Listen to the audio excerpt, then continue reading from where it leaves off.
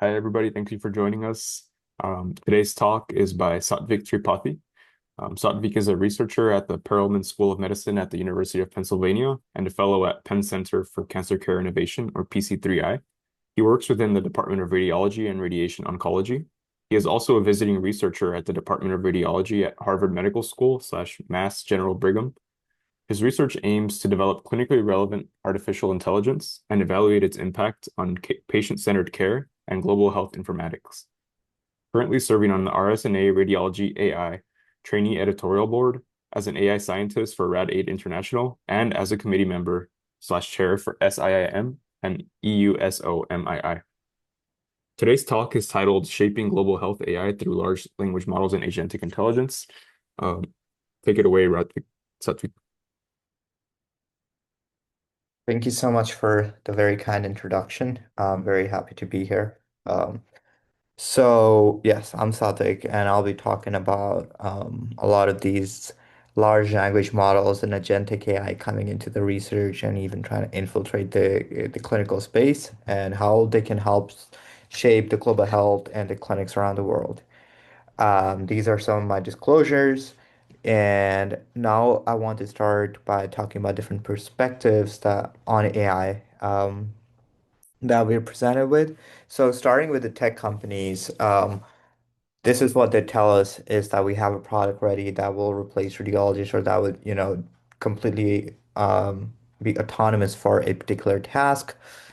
Then you have researchers saying that, within 5 or 10 years, we will achieve autonomy or we will achieve no human in the loop. Then you have media that would tell you that AI has already replaced radiologists or physicians or, they're losing jobs as we speak.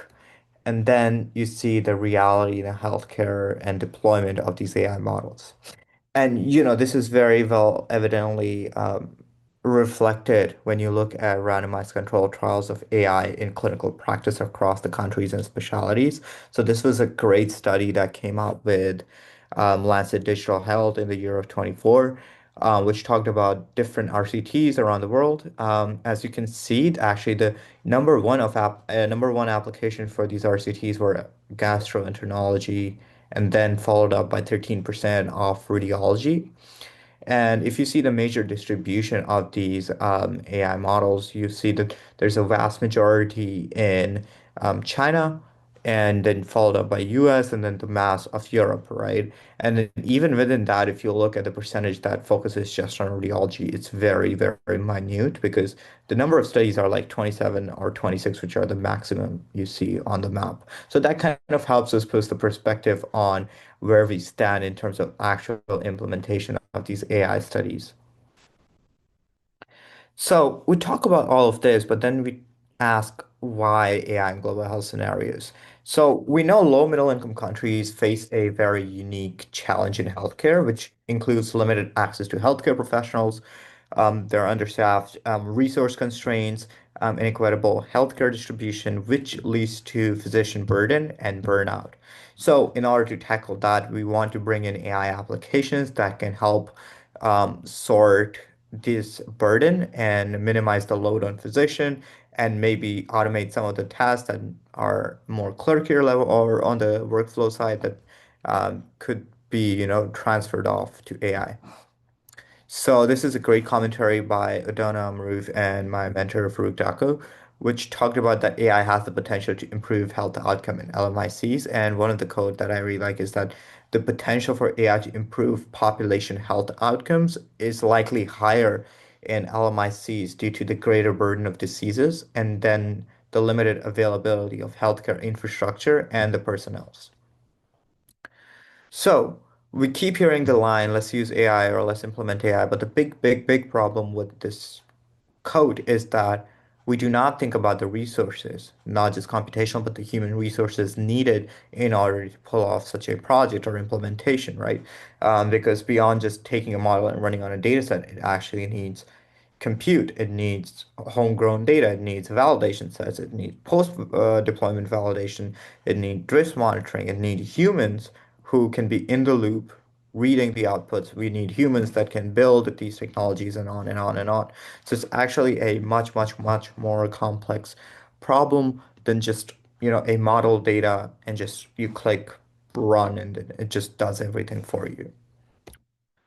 So I like to break up this whole process into three key components, which are enable, facilitate, and implement. So in enable, you read and understand the standards, the governance policies, guidelines, and more evidence-based global health AI, and see where the uh, the governance and the standards put you at, and what's the more compliant way to do research or implementation. Then you look at how can you, okay, go to the next step and facilitate this research. So you pool investments, you look at a very target problem, and then when you have a problem in mind, you bring in a global local community of expert, or you can also call it a more global approach. And then when you have a investment, a problem, an expert, you implement your sustainable model of AI program and then monitor at site level and population level. So to enable the resource planning has a lot of different key roles. So starting with clinical practice and workflow optimizations, you need to understand how things are done currently and where AI can potentially fit in. Secondly, you need to analyze what kind of infrastructure are they running on. This could be PACS readiness. Do they have a PACS? If they do, what kind of PACS do they run? How do they dictate their report? If they dictate, if not, what is the method of reporting? How the patient interacts with their reporting, and the whole continuum of image that we will talk further. Understanding this helps us understand the loopholes or the area of enhancement where AI could be used. This helps you find a clinical context. Now, when you have found a clinical context, it's imperative to talk to a clinical lead who will tell you if the problem is actually relevant or not in a day-to-day basis, and would it help the clinical team and the healthcare providers anytime. So talking and having a clinical lead on the project. Then you have your technical lead, which talks about the technical points. This could you need to have if you're working in a global, local kind of standpoint. You need a local technical lead and you need a global technical lead. So you have a good communication and understanding of how the infrastructures and the resources can be used, pooled, and utilized to be implementing AI. Then understanding your patient population, which seems obvious but very often overlooked, is understanding what your AI model was trained on and what is the population that you're implementing your AI on. Does the AI perform the same way it performed on the test set? Does it have the same performance on your population set that you have at hand? And then always having your senior stakeholders, it's good to keep them in the loop, not have to be very in tech or in clinical depth, but you have to keep them in loop to have a good understanding of where the project is leading. And then you can facilitate this development cycle in basically 5 phases where you, again, learn, you go there, you learn, you teach about the methods you have and you have built or your lab has built and how they can help. You stay there, adapt, and try to build on a global level of these AI models. And then once you see that the models are doing well, you scale it. That's your phase three. Once you're done scaling, phase four and five comes quick and together. You monitor them over time. And based on the monitoring, if you see there's a drift, there's a lacking on a certain population targets, you learn and you rerun the cycle again. So you're able to remove any biases that you have within your AI systems when you're deploying these models. So now going to the more fun and cool parts is how does the evolution of AI has happened in rheology, right? So starting from more rule-based system that we saw back in the 80s and 90s, my mentors worked on, where expert systems had handcrafted rules. Then traditional machine learning came in early 2000s, 2010, where feature-based CAD was booming, more human design feature, a lot of time in extracting those features and handcrafting features. Then came deep learning, where you were able to give mass amount of data without much annotation or much feature extraction. And that kind of boomed, right? Early to 2015 to 2020, we saw a lot of vision, even language models that were end-to-end pipeline and are still being used, I think, for a lot of the narrow tasks within our clinics, which was more data-driven still.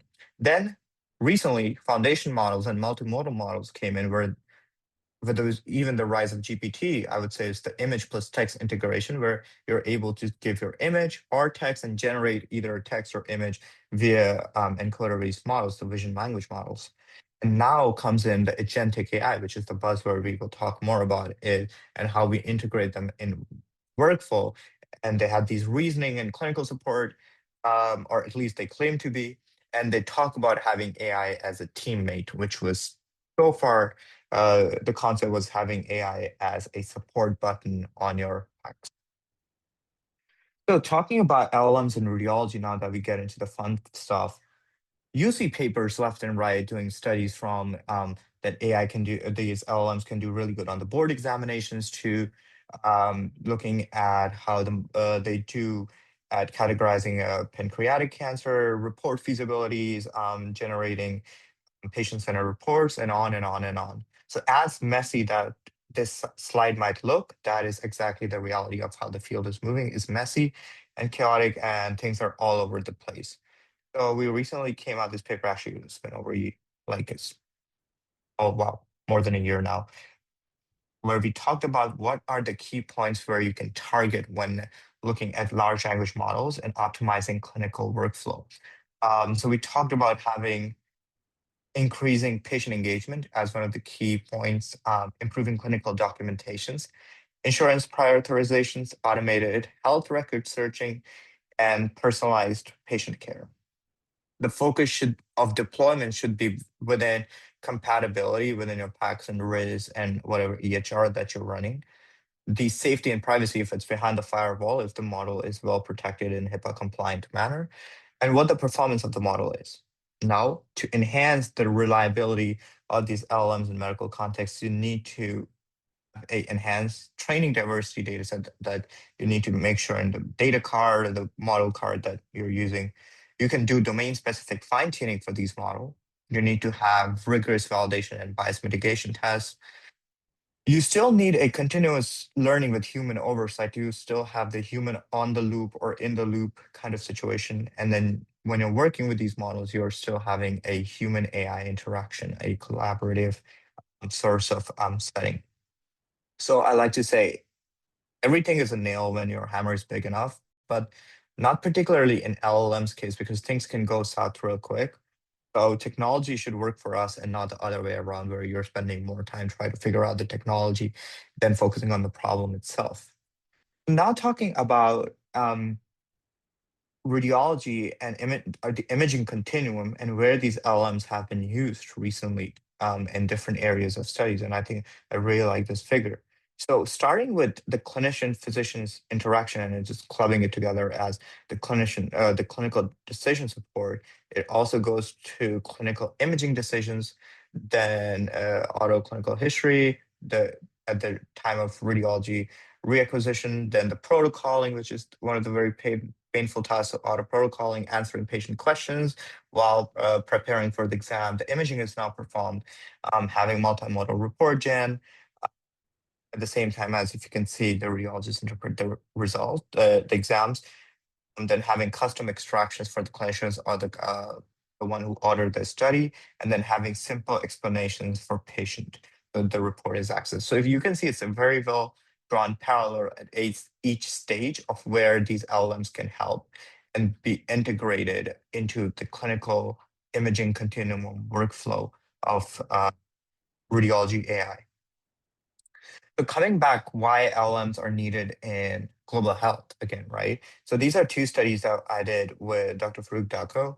And one of the key points that we put out from this study is talking about equity and equality when talking about LLMs. Because as LLMs have came forward, they did provide multi benefits, but one of the key benefits is that since it's so low resource AI method that could be run anywhere, even just ChatGPT has been able to run just through a web interface, it can help in reducing disparities and promote equal opportunities for all when accessing this technology.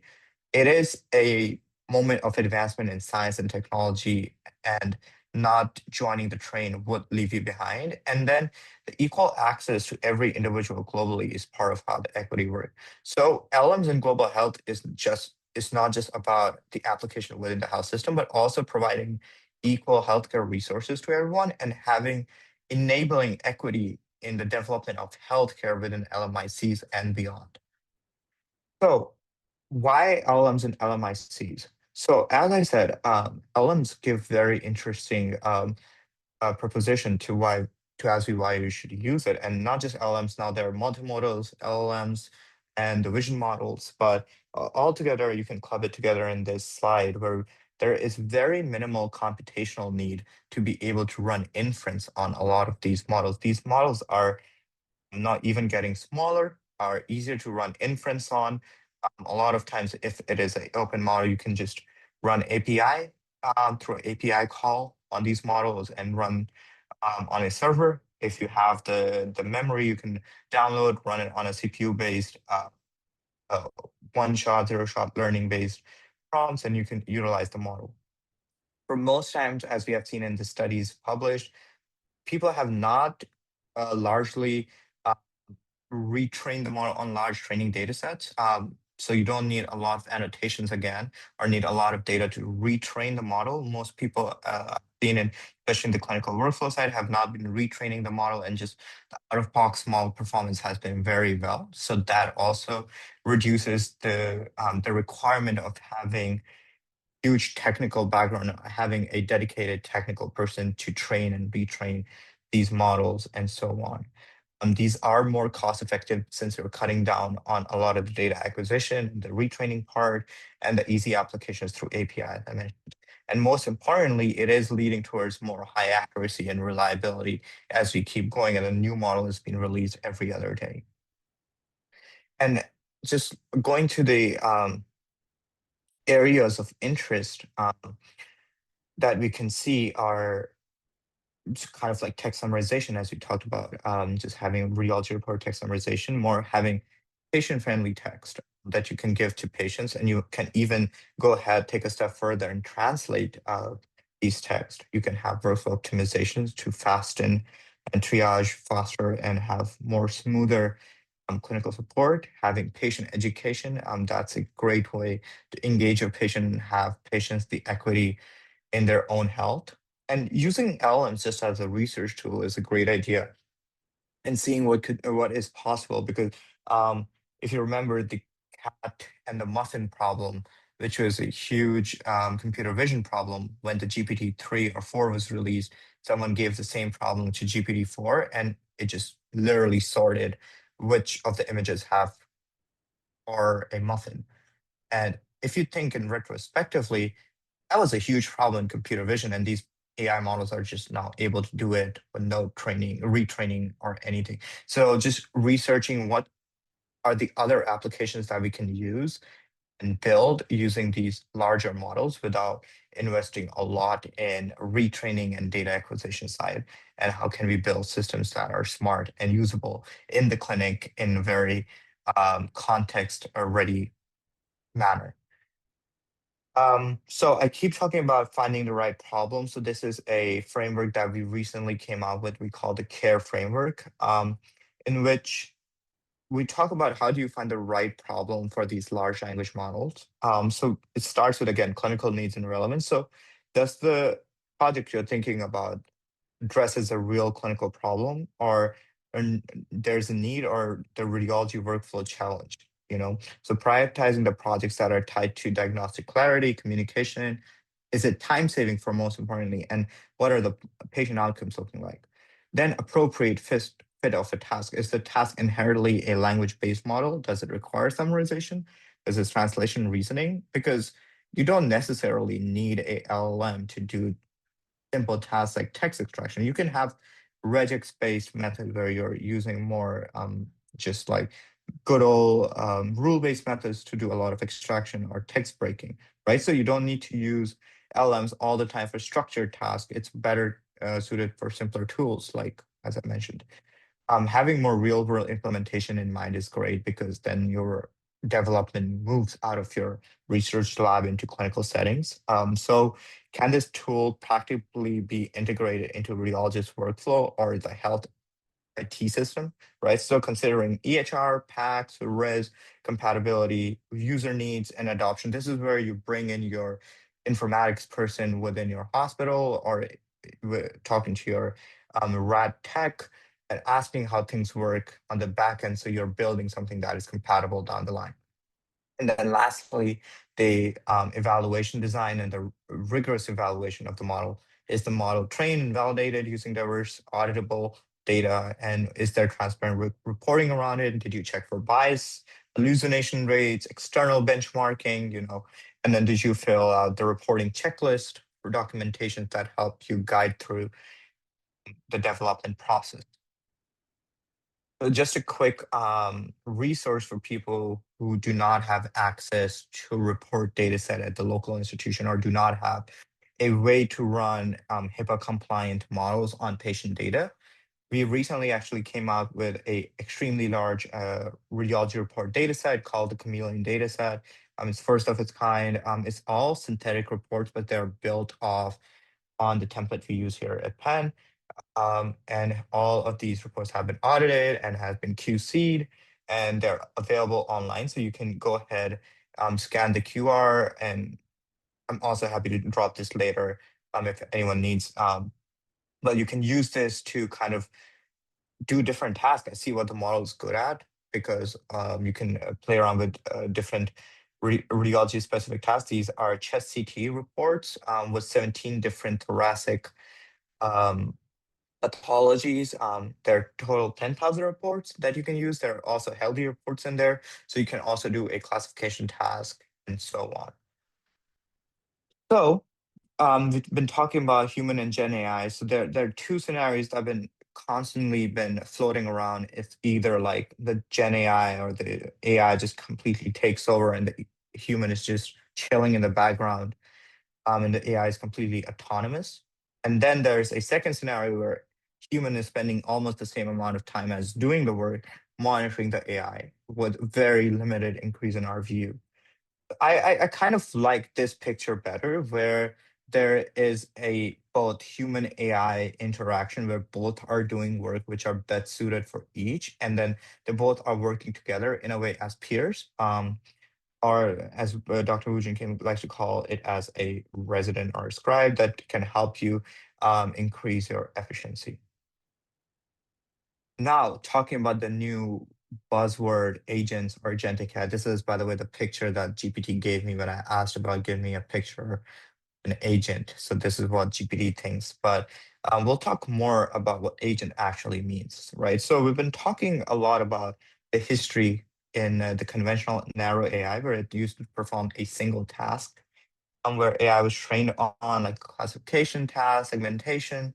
Now, then came with the LLM more tool-based AI systems where they access API, resource database, rack-based systems, and then came reasoning AI. When if you have the pro version or even other Gemini models, you see the model says reasoning, where it has an internal reasoning loop for giving an answer. It reflects, iterates, and refines the output dynamically. And then comes this agentic or multi-agentic system concept where the autonomous orchestration does task, and the agents across modalities just fetch different information and work in synchronization. So as you move more and more towards agentic, there is an increased autonomy on AI's capabilities and workflow integration when you talk about how well it's suited within our clinical workflow. But let's talk a bit about the key definitions before we move forward so we don't confuse, because the literature is all over the place. So foundation models are these large journal purpose AI models that were trained on vast amount of data for adaptable tasks. So you can compare this to back in the day how we had the ImageNet data set, and then they kind of served as a backbone for any image classification task, and it just increased the performance. You can imagine the same thing, but more radiology specific in this particular use. Then tools are software function or API that can be used by these agents to perform actions or retrieve information. An AI agent is a autonomous program that perceives, reasons and act through these interactive tools we mentioned before. Now, what is a workflow? Workflow is a orchestrated process using different models and tools for a multi-step task. And then agentic AI is a goal-driven system, which is coordinated by different agents and tools for a more complex problem solving scenario, and it's a lot more autonomous, almost giving you just a end product at the end of the cycle. So for comparison, you can see a traditional radiology AI versus agentic radiology AI. This is kind of the work we're doing at our lab, a radiology AI implementation lab, which I would love to talk more about in the next few slides. But the traditional model where you used to implement a image, input an image, and the model would run, there would be a static output, right? So there's no context or a follow-up action, and just the radiologist would tend to review it. It would be a pop-up on the screen. Agentic is a bit different from that, where you have even multimodal input, right? So you have different agents retrieving um, different information. Then the agent core could have a vision model separate to find and describe the abnormalities. You have a LLM which understands the clinical context, retrieves the priors. Then you have a tool to kind of query guidelines or fetch priors. So when you're reading like if the AI is reading a scan, it's a PE scan. It can go back, read what the guidelines are, come back and give a scoring based on that. And then can go ahead, maybe draft a report, triage or alert modules, and even go ahead and do billing or follow-up suggestion on the given image. So what are the key shifts are that we have gone from a more static prediction-based system to a dynamic reasoning-based system. The focus has slightly changed from narrow task to workflow level optimization, where we're trying to automate not just a small component of the process, but the whole orchestration or the whole process of the things as well. And we have shifted from just model centric to more system centric AI. So this is a very key thing to notice, because when we were doing AI with deep learning, we used to focus on what is the best performing vision model, like ResNext 50, VITs, and so on. Um, and then that would be the best gold standard for any use case. But now things have changed. In a system-centric AI, you want to pick AI models that, or maybe some of them are lightweight and can do smaller tasks. The main orchestrator or the orchestrator agent should be the one which has some medical context. It could be a bigger model like MedGemma. So this is kind of how it came out in a recent paper. This is a good figure to kind of understand what an agentic environment or the whole inference would look like. So you have an agent, which is an LLM base, has a prompt and a working memory, kind of how a LM is. Then you have a reasoning within that agent. It retrieves information from a long-term memory if you did a kind of like a RAG of some sort, or if you have episodic memory that you have given through prompting. Then you have inferences. So you use a tool, you go back, you have external databases, human interaction, radiology tools, or even other agents, right? This is where it becomes multi-agent system, where it's inferencing or interfacing with different AI agents. And then it comes back to give a final. So if you think about multi-agent, it's basically I know a guy who knows a guy, right? That's basically how it works. So to summarize, I would say that we have gone from models to teams. So right, we've basically stop building single model and start assembling a coordinated system of agents when you're thinking about these agentic systems, right? So for example, on the left, you can see there's a retrieval agent, there's a visual analysis agent, a drafting agent, a synthesis agent, and then a final reviewer who evaluates the quality and coherence before even pushing it out as a final output to the radiologist, right? So intelligence as a flow, right? So capability emerges from how agents are sequenced and not just from one component alone. It is more purpose driven, right? So each agent has a clear role, responsibility, and outcome that could be analyzed even when tracking the performance of particular agents. Orchestration is the innovation, right? So how differentiator is that how's the reasoning working, tool perception are composed within this orchestration. You don't want to overload the orchestration, and scalable by design, right? So new tasks are added. You are able to plug in the agents without rebuilding the whole system. So these are things you have to keep in mind when you're building a agentic system. I have our lab logo there because we're building we have actually built a lightweight agentic orchestration that we want to roll out soon on a public level. So if anyone is interested or have a use case and want to collaborate, please feel free to shoot me an email. I have my email towards the end of the slide. We would love to share the pipeline with you. It's completely free. It's completely open source, and it's available on GitHub. You can just git install and use the model, and we'd be happy to help along the way. Um, One of the use cases or example I want to say is that is a very good image over here, which you can see that a radiologist come in, there's a selects a study. So here's a 42-year-old male showing shortness of breath. You have an image, you give it to the agent, right? So now agent goes in, and first it has a MCP, which again, another tool to retrieve things. So it can go to the DICOM server, go to the PACS, retrieve the PACS information. Good, comes back, reporting. Accession number, it has retrieved. Reasons, retrieve priors, it has a reasoning loop. Again, next observation, the PACS has returned. The recent study, how the study is filmed, there is 1120 is the most recent prior on this study. And now the action is that run a chest X-ray analysis with this study 1, 2, 3, 4 prior that has occurred. Now what it will go, it goes back in the database and the MCP goes to the template, brings the template back. Now the checks foundation model is ran. Next step is to create a structured report, right? So finds the template, brings it back. Now it has a structured report. Now what it does is that it uses the results from the foundation model, populate the structured template, and then gives it to the risk system, and now back to the radiologist. So instead of using one LM or one single system AI that could potentially hallucinate, it has multiple steps to break down or decompose the problem. And each LM or each AI, agentic AI model is doing one particular task and is communicating in terms of output. These outputs should be JSON file or files that are more structured, so there is a trackability down the line. So this is a good slide I want to talk about as we wrap up this talk is the barriers and the accelerators when we talk about agentic AI. So some barriers are still the clinical risk and trust, right? So hallucinations, automation bias, and overtrust is still a big issue when we talk about AI.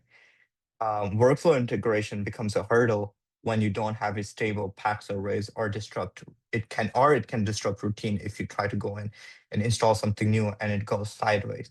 Data privacy and regulation still a huge issue, especially in this, at least in the US and even in a lot of the European countries and so on and on, about the HIPAA, FDA, or just even the institutional governance piece. Then the technical complexities of how the orchestration is built, what are the permissions, what's the real-time coordinations, right? You cannot wait 15 minutes for a single chest X-ray study when a radiologist can read it for 30 seconds, right? Just having systemic bias and ethics, you want to make sure the algorithm at each level is fair. But on the bright side, there are some great accelerators. For example, the multimodal AI is completely booming. Every day there's a new model which are just pushing these boundaries of text plus vision. The tools are just flowing in with like MCPs or A2As, which helps us enable connect with different systems, like the knowledge access, inter-agent communication, which are making and solving actually the workflow integration part easier. Then the self-supervised learning is kind of helping with massive unlabeled data. Prompt engineering and memory is actually a very undermined tool, which has helped a lot without fine-tuning these models and can generate outputs structured in context-aware manner.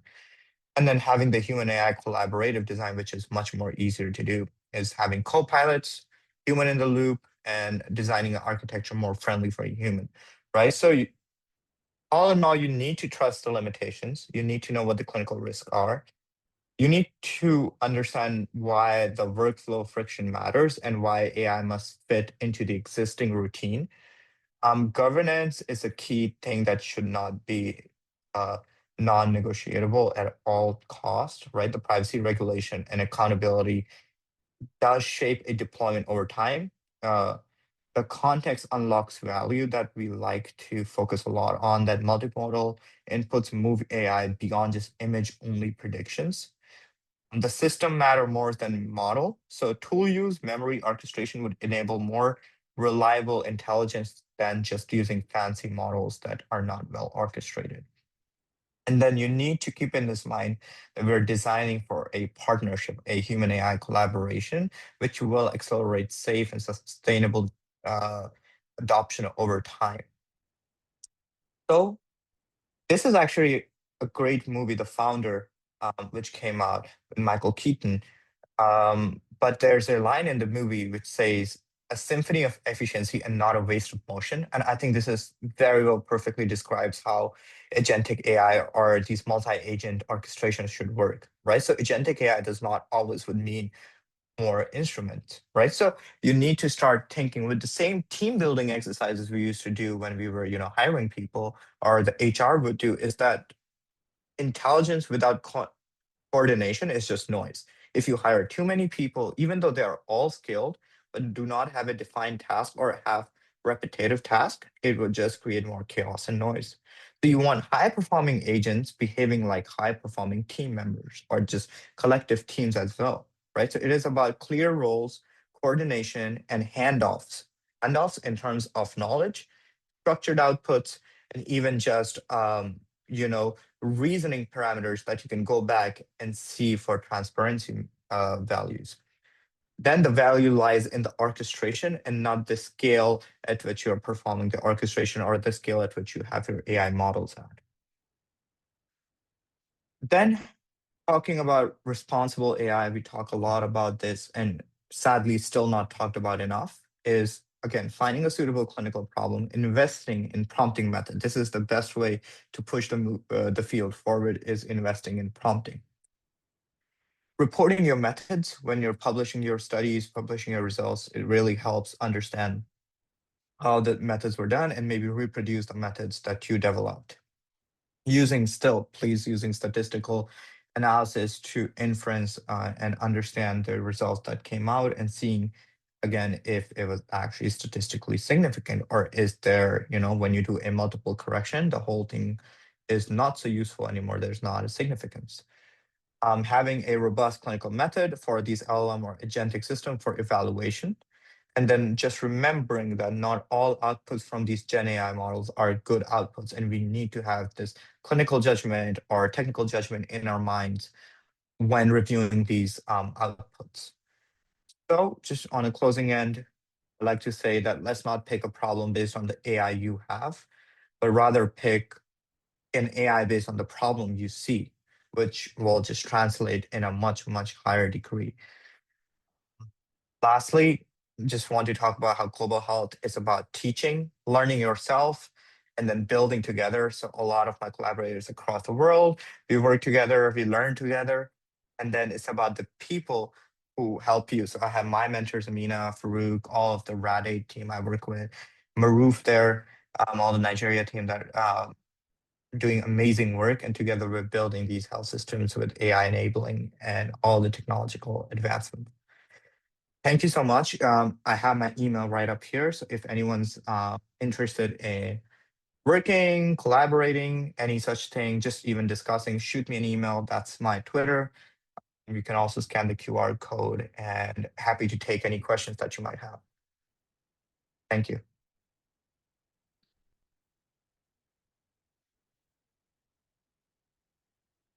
Great talk. Thank you so much. This was really, really timely. I think it's really appropriate to how we see the world now. I think I had a quick question before while the audience questions keep rolling in. So with this sort of new paradigm that you're describing with kind of orchestration instead of like single monolithic like foundation models doing all the work, um, how do you see the role of like researchers in low resource settings in these cases? How can they sort of contribute, and what kind of research do you think is appropriate? Right. I think this is a great question and something to be highlighted is with these agentic systems, as you will see that we are decomposing bigger problems into smaller chunks. It actually enables researchers and even me when I work on problems I have the capability of using smaller models that requires me lesser compute. Um, a lot of time, not even a paid version or like a closed model. And then researchers can adapt these smaller models into very fine-grained, narrow task, and then build an orchestration around it. The orchestration on a technical standpoint is just flow of static outputs from one model to the other. And in some times, it's the communications through like MCP servers and so on. So for low resource setting, I think the best way is to look at a big problem, a big picture, then break it down into granular level.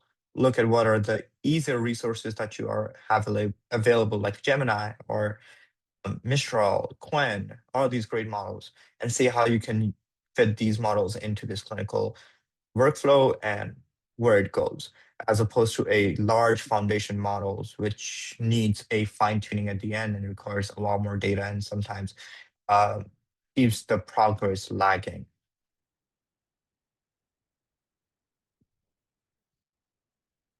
Great. Thank you. So we have a question in the chat. They ask, could you explain a bit more about the open source agentic AI workflow that you open sourced? Perfect. Yes, happy to talk about that. So we are building a orchestration with different agents within a loop. So currently, the example that we have that we will be putting out soon is we tested on the Chameleon dataset where we built a model that first agent goes, reads the report. Okay, so before we give in a report, we have masked the impressions and the follow-up recommendations. We have then given this report, given to first agent, it decides whether it's a healthy report or has a pathology inside of it. If it's a pathology, what kind it extracts, give it to the next agent. So it's a classification task. Next, we'll generate a impression generation. It gives the reasoning on how the impression were generated, and then give both of these to the next model. The next model would do follow-up recommendation, reasoning, and follow-up. And then all of these reasonings plus the added text would go to this evaluator agent or the orchestrator that would cross-check with a ground truth and then give you a score on how well the model performed. So now, once we build this system, we're actually scaling it to different tasks. But the crux is that you can prompt each of these smaller agents into different tasks, different outputs, and you can use the same framework. It's a very um, small model basis. We're using a small Gemini 2.5, which could be used widely by anyone. It's mostly CPU run, so you don't need huge GPU boxes. Mm. And yeah, so we haven't completely put it up on our GitHub, but we have it as listed. So if anyone's interested, I'm happy to share the link to the GitHub and then they can access the pipeline and happy to work together on it. So just shoot me an email or shoot me a text and I'm happy to be in touch.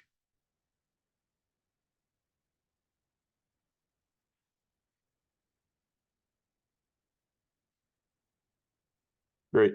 Thank you. I think we have a question in the Q&A. We have a lot of questions today, so this is great. So you made mention of humans in the loop system. How is responsibility balanced between the human and the agent system? More in terms when there is a disagreement between the human and the agent. That's a great question. Okay, so at the end of the day, it's you have your clinical judgment and you will go with the clinical judgment that you have.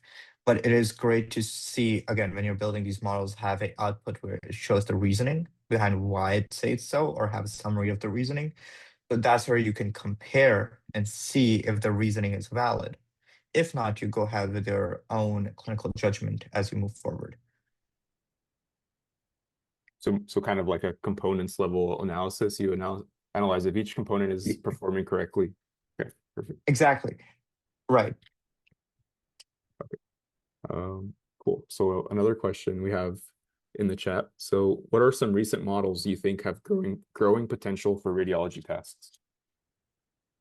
Okay, recent models. Okay, this is interesting. So I've been playing around the MedGemma model by Google a lot. It has a 4 billion parameter version, which is very tiny. I run it locally on my Mac actually, and I think it has some great potential, especially for low middle income countries. They're able to run inferences locally on your computers if you don't have a huge workstation. And it is, if you rag it or if you prompt it well, it has capabilities to do good translations and report simplification, and even sometimes just basic triage into if you give it a chest X-ray and ask if there are any pulmonary findings and so on. I think that's a great potential for radiology. So I would say small vision language models or just small language models have great potentials for radiology specific tasks.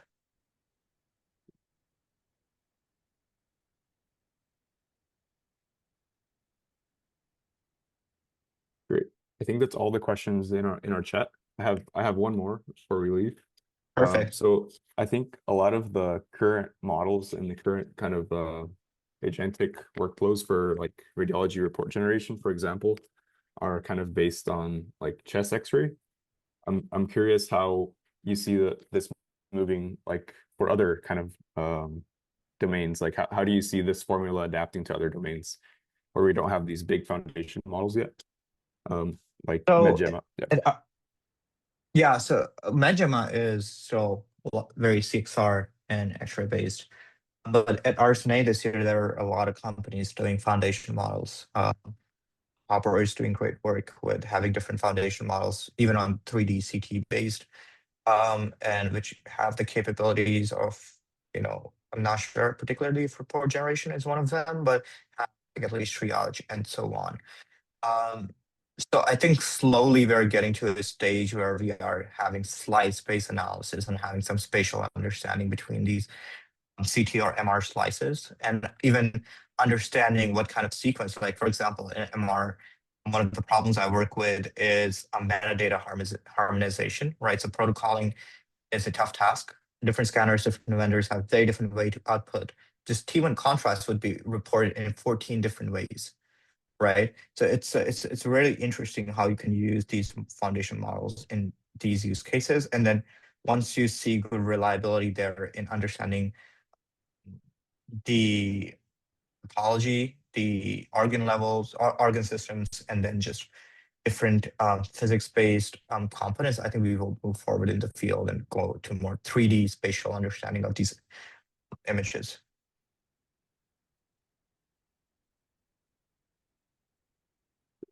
Great. I think we got a couple I see. more questions. I think Yeah, if you have time, we can still answer them. I have time. Okay, Don't worry about perfect. it. So somebody asks, it was interesting to know that the largest number of RCTs were done in gastroenterology and then only radiology. Could you explain that? Do you have any understanding of that? Not a gastroenterology guy. I don't know. Maybe they have more static images, I believe, or have a more text-based use case. Maybe not as trivial as radiology, because radiology is a very trivial task to completely solve, right? Even if you look at very, very simple tasks, chest X-ray, look at a film-based ICU X-ray with different tubes, most models would fail, right? With different lines and tubes. So it's a hard problem. It might look easy on the surface, but like as you dig deeper and deeper, deeper, the complexity of the images do increase. They always do not remain the same, and that leads to lower adoption and lower RCTs, as we mentioned. Great. I think Henry Nyoku has a question. Um, at least he raised his hand. You're welcome to speak if you'd like, Henry. Oh, I think it was an accident. Okay. Oh, somebody asks if you could mention the re GitHub repo for the orchestration framework. I can share it with you over email because I haven't put it in the public yet, to be launched next month. But if you shoot me a text, I can give you a link directly to it and we can work.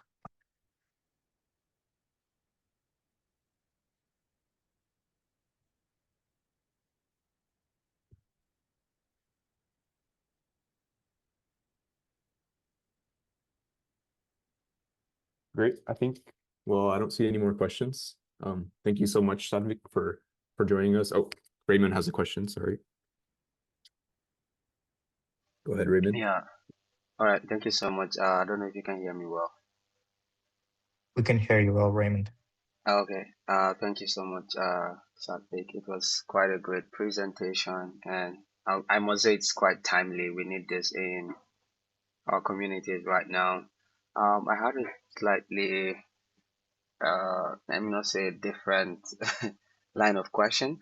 I'm Hmm. also happy with the provisions you made for pathways to improve or to accelerate some of the processes that we currently have.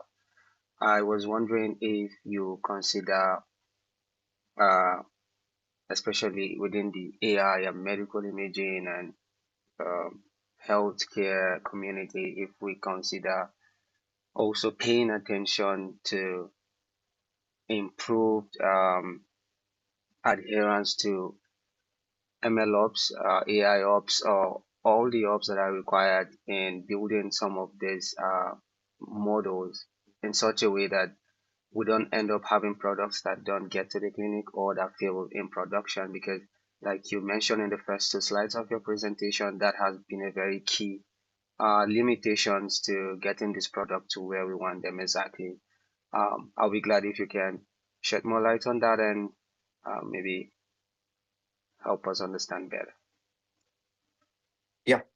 No, I think that's a great point to raise, especially now with agentic stuff coming in, is ML ops or the AI ops, where these operational based systems where you talk about how the infrastructure would work and so on, is very, very important. And I think this containerizing these models and containerizing how the infrastructure would look like is very essential when setting up these models beyond your research setting and trying to move into a pilot phase or even just validating it retrospectively. So I think, yeah, uh, AI ops, ML ops are very essential and key stakeholders in this process. And definitely a backbone when you're moving towards agentic systems, Thank you so much. of course.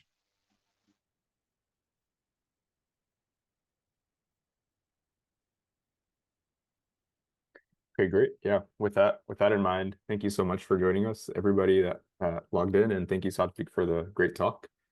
Um, we'll see you Thank you for later. having me. Yeah, That's good. yep. Take care.